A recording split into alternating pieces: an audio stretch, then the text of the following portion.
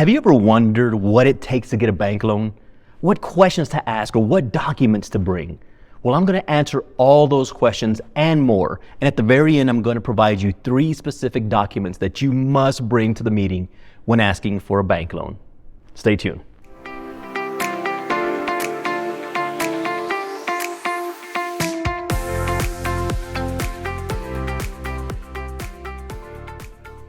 So the first question you're going to want to be able to answer is, how much money does your business make? Now, let's say you're just a startup and you're not making any money.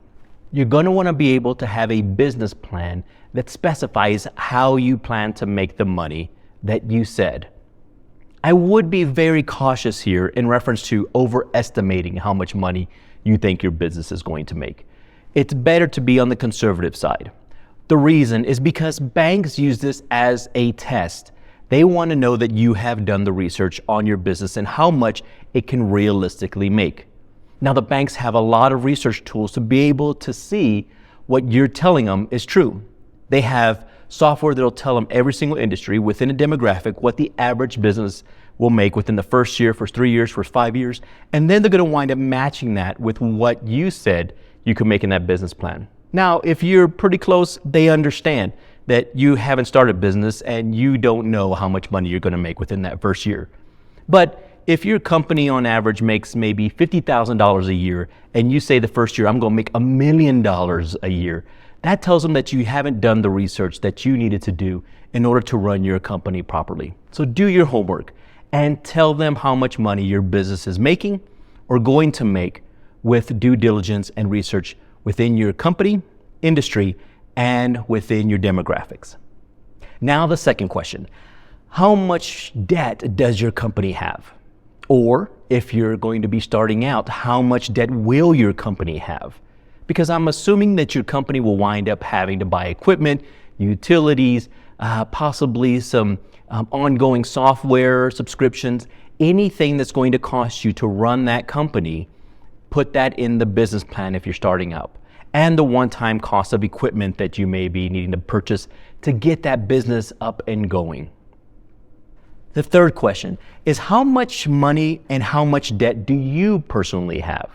The reason why these first 3 questions are so important is because the bank's going to calculate something called a debt-to-income ratio. And all that means is they're going to wind up looking at how much income is coming in from the business and from you personally, and how much debt you have. So they want to make sure that you have enough money at the end of the month to pay the loan that you're asking for. Now, why, you may be asking, do they need to know about me personally if I'm asking for a business loan? Well, not unless you're making millions of dollars a year and have a large cushion of profit every single year. You're probably going to have to personally guarantee your loan, especially if you're a startup business. I can almost guarantee you that your bank or credit union is going to wind up asking you to personally guarantee your loan. Now the fourth question, how much money are you asking for? Well, they need to know this so that they can throw in that calculation into that debt-to-income ratio. The debt-to-income ratio is a very simple one, but extremely valuable when it comes to banking.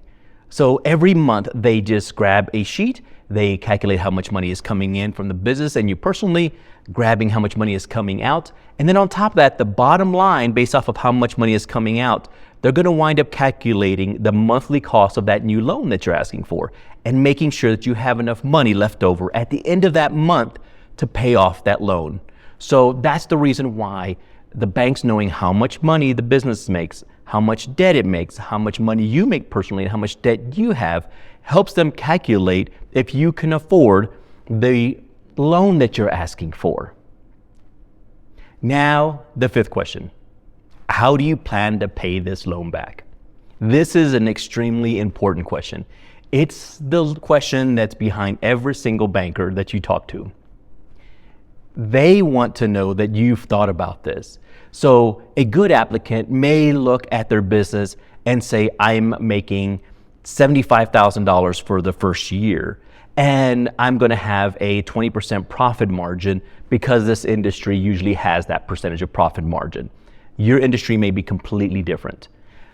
Now you ask for a loan, and that loan is going to eat up another 5% of that profit margin. So at the very end, you have a 15% profit margin. So you have plenty of money to pay off the loan that you're asking from that banker. This will take a little bit of math. And if you don't know how to do this, please make friends with your banker. Why is this so important? Because your banker gets paid to make those loans for you. That's how banks usually make money. One of the major ways that banks make money is by lending you money and then getting paid interest on that money that they've lent you. They want to make that loan for you. However, they have to justify why they're going to back for you and talking to their underwriter to make that loan. You've got to help them make the case for you. If you go in there and you just go, I'm just going to see what happens and make up numbers and see if it sticks to the wall, I can almost guarantee you you're probably not going to get approved. How do I know this? Well, I was a banker and I was one of the ones that made these loans for large amounts of money. And so I have been on the other side of people asking me money, and I've seen very good applicants, and applicants were just guessing at things and were seeing if they could get a loan. Please don't be the latter. Be the informed in the very beginning and ask questions. Ask your banker, what is your loan policy? What are you looking for within this industry? Is your bank favoring certain industries to lend to at this time? These are all great questions to ask your banker, because your bank may be like lending to machine shops, but they may not like lending to restaurants. So you may need to go to another bank or credit union to see what their lending policy is in that time. And banks change their lending policies all the time. So become friends with your banker. Now, I said I'm going to give you 3 specific things that you need to bring when you're talking to your banker. Number 1 is any tax returns that you have supporting your income. So if you say you make $100,000 a year personally, you need to bring those tax returns and show that. If your business has been in existence for a while, you need to bring tax returns on your business to show that your business is bringing the income that you said it does. Also, the debt. If you have any debt, you want to bring those notes, equipment that you bought, anything that supports what you said within your business plan. The second document is that actual business plan. Bring that business plan, because they're going to wind up using that as a footprint and measurement of what homework you've done and how much you know about your industry. If you are an existing company, this is where that third document comes into play. Let's say you're a business doing extremely well and you're expanding. You're going to need to bring documents to support that. Maybe you're a clothing company and you got a huge contract to support more clothing to 20 different companies. They're going to want to see the contract that shows that you are growing and expanding to another warehouse to bring in more inventory to support that order that is in writing. Now, if somebody said that they're going to do business with you, to a banker, that doesn't mean anything. Everything has to be in writing.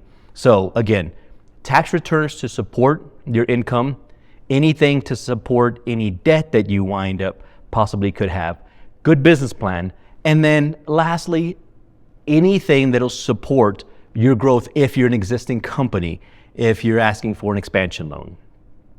I hope this was helpful for you. I've been doing this for years, understand exactly how lending works. I'll go into more detail in other YouTube channels in reference to the different kind of lending and how they differ in reference to the process and how best to go about that. But if I can leave you with anything, make friends with your bank. Make sure that you're informed about the industry that you're going into, and make sure you can provide supporting documents of what you say you're going to do. Thank you for tuning in again today and watching me. I'm John Reyes, your host of Startup Business 101. If you found this useful, please do me a favor, like our channel or subscribe, and we'll continue on providing useful information for you. Until next time, continue to be successful towards your startup business.